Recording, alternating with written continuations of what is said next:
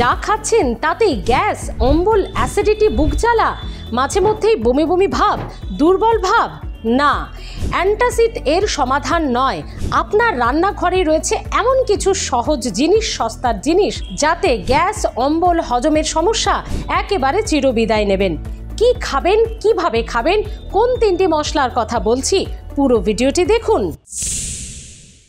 অনেকেরই আছে একটু রিচ খাবার খেলে বা প্রায়শই যা কিছুই খাচ্ছেন সবেতেই গ্যাস হয়ে যাচ্ছে। আজকের ভিডিও থেকে জানাবো আপনাদের তা থেকে মুক্তির উপায়। জোয়ান, মৌরি, জিরে 3টেই 2 চামচ করে নিয়ে নিন। একদম কাঠকড়ায় মানে শুকনো কড়াইয়ে ভেজে নিন। হালকা গরম হয়ে যাওয়ার পরে সেটাকে নামিয়ে রাখুন। ঠান্ডা হয়ে গেলে মিক্সিতে শুকনো গুঁড়ো করে নেবেন।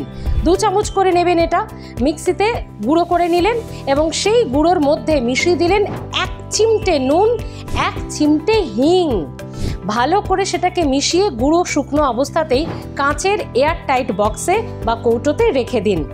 এরপর আপনি যখন প্রত্যেক দিন দুপুরে খাবার খাবেন তার ঠিক 8 ঘন্টা পর, বা ধরুন কোনোদিন বিরিয়ানি বা বিয়ে বাড়িতে খেলেন, নেমন্তন্ন বাড়ি গেলেন, সেখানে ভারী খাবার খেলেন, 8 ঘন্টা পর একটু উষ্ণ গরম জল করবেন। 1 গ্লাস জলে ওই গুঁড়ো যেটা আপনি করে রেখেছেন সেটা ভালো করে মিশিয়ে খেয়ে নিন।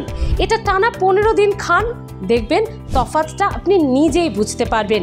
গ্যাস, অম্বল, অ্যাসিডিটি, বুক জ্বালা, বমি ভাব, দুর্বল ভাব, ক্ষুধামন্দা সব কিছু চলে যাবে এবং এতে কাজ হলে তারপর আর প্রত্যেক দিন না খেয়ে আপনি সপ্তাহে 2 থেকে 3 দিন খেতে পারেন।